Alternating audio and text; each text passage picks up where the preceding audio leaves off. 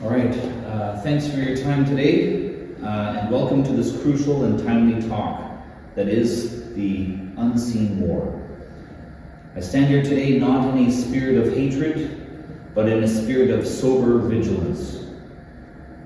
We are here to discuss a threat that many of our leaders are too polite, too politically correct, and too willfully blind to name.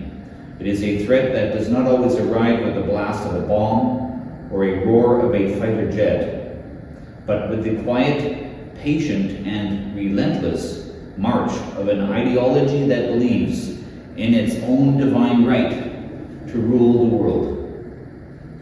I'm here to speak about the modern Islamic conquest, a conquest that is happening not with scimitars and armies, but with immigration, illegal migration, demographics, and sophisticated long-term plan to reshape our societies from within.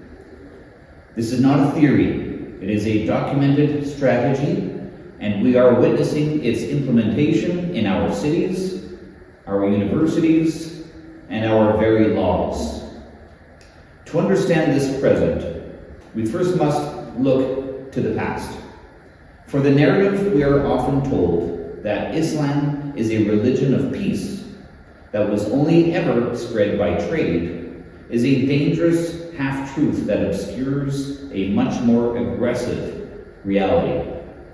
The first great wave of Islamic expansion began in the 7th century, mere years after the Prophet Muhammad's death. With a fervor fueled by religious certainty, Arab armies exploded out of the Arabian Peninsula. They did not come as tourists, but rather they came as conquerors. Look at the map of the ancient world, a world that was the cradle of Christianity and Western civilization.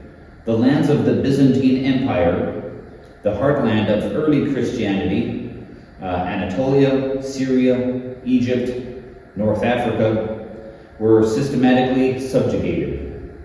Great Christian metropolises like Antioch, Alexandria, and Carthage fell.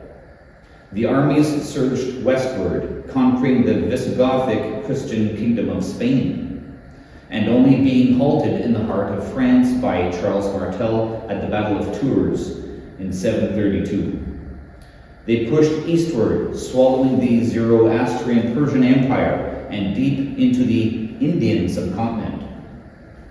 This is not a peaceful process, ladies and gentlemen.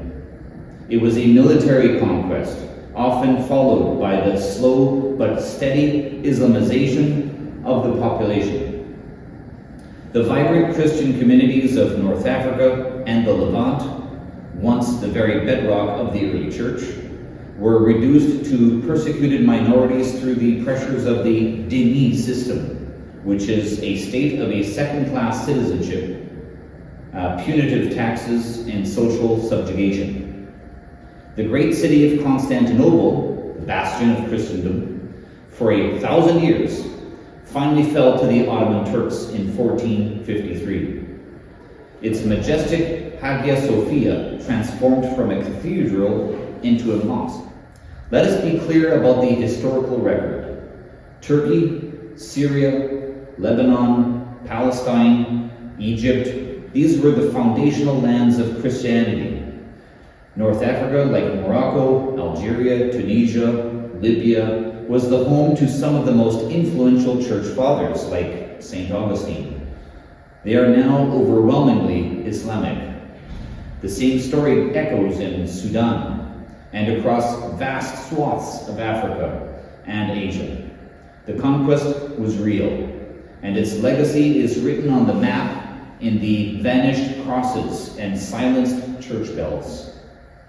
And here is the most critical point we must grasp today. In the minds of the Islamists, the conquest never ended. It was merely paused. The caliphate, the United Islamic State, may have been formally dissolved in 1924, but the dream never died. The goal remains the establishment of a global caliphate governed by Sharia law. The methods, however, have evolved. They have learned that they cannot always defeat us with frontal assaults, so they have adopted a strategy of infiltration and cultural subversion. This is the civilization jihad, often spoken by our organizations like the Muslim Brotherhood. Their own documents, such as the Project, outline a long-term plan to instill the values of the West that undermine our institutions and eventually seize control.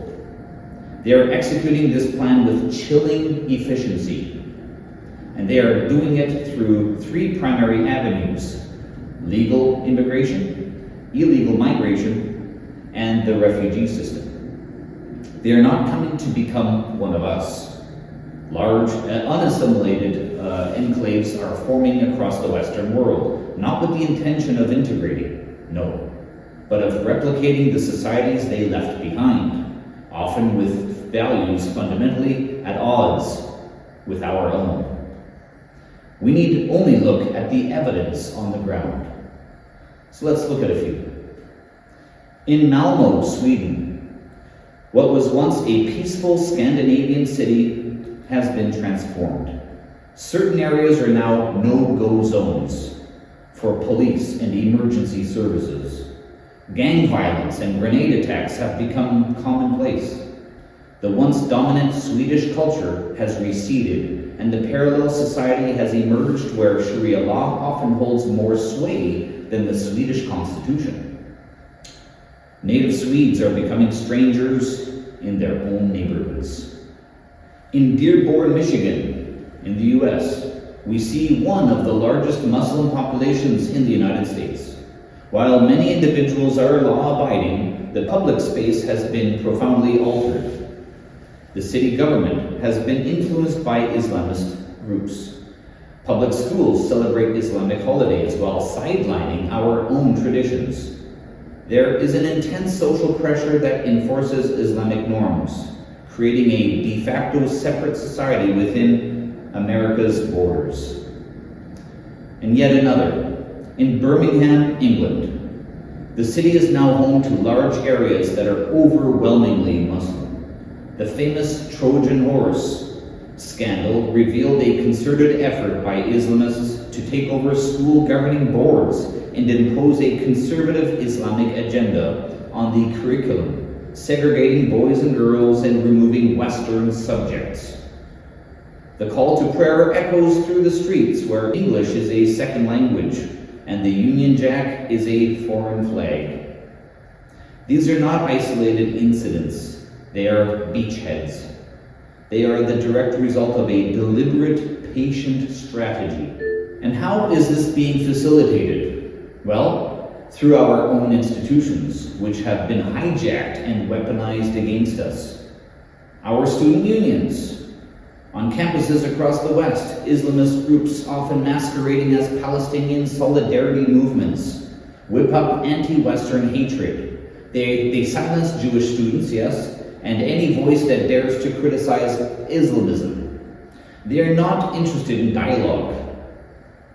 They are interested in domination. And they use the language of social justice to advance a deeply illiberal cause.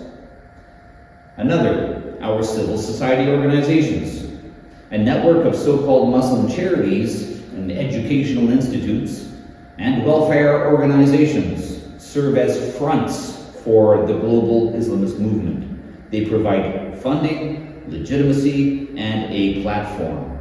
They lobby our governments, demanding special privileges and Sharia-compliant laws, all while presenting themselves as simply another minority group seeking its rights.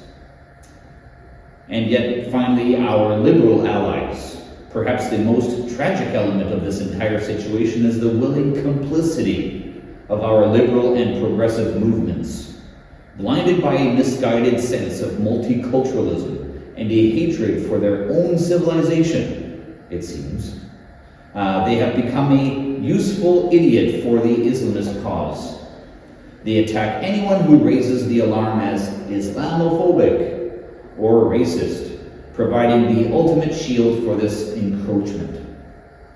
This alliance has been supercharged since the events of October 7th. The savage Hamas attacks on Israel and the subsequent war have been a gift to the global Islamist movement. It has given them a potent and emotional rallying call. It has allowed them to position their fundamentally supremacist ideology as an oppressed resistance movement. And our liberal institutions, from major media outlets to university faculties, have overwhelmingly taken their side, thus legitimizing and accelerating their cause. And they do not see that in the world the Islamists wish to build, that there is no place for the LGBT plus flags, feminism, free speech, or the very liberalism they now champion. And this is the great deception.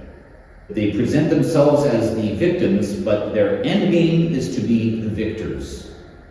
They speak of peace when they are weak, but their texts and their history are filled with calls for domination. They are not interested in coexistence under our constitutional laws.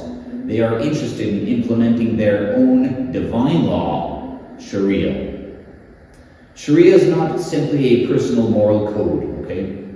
It is a comprehensive legal and political system that mandates harsh punishment for blasphemy and apostasy and relegates women and non-Muslims to a status of inherent inferiority, and rejects the very concept of Christian or even secular lawmaking. To believe that its adherents will be content to live under our democratic systems is a fatal delusion. They are patient. They are willing to endure for generations. They will use our freedoms against us and tolerance to shut down criticism and our legal systems to entrench their power.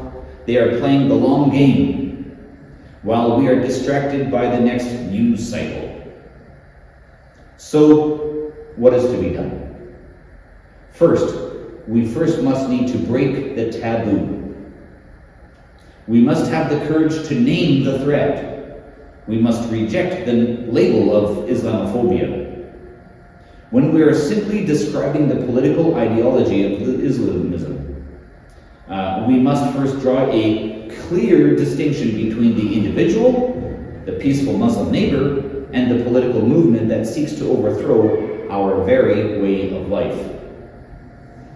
Second, we must end the policy of uncontrolled mass immigration from nations with a strong Islamist presence.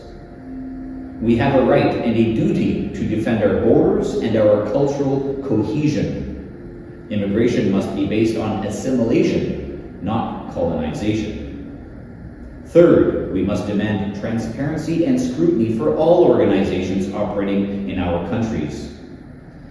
Any charity, any student group, any lobby that promotes an ideology hostile to our constitutional values must be investigated, exposed, and defunded. Fourth, we must reaffirm the supremacy of our own culture, our own laws, and our own values. We must stop the endless apologies for our history and our achievements. The West, with all its flaws, stands for reason, it stands for liberty, human rights. These are gifts to be cherished and defended, not discarded in a fit of self-loathing. The free-for-all must end. The time for polite silence is over. We are in a war of ideas, a war for the future of our civilization. The first battles are being fought on the streets of Malmo, the schools of Birmingham, the council chambers of Dearborn.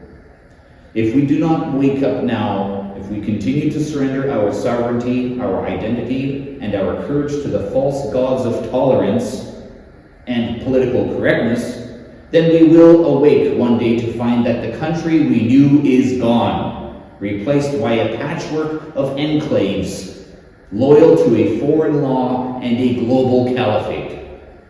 They have a divine plan, and it is time we had a human one.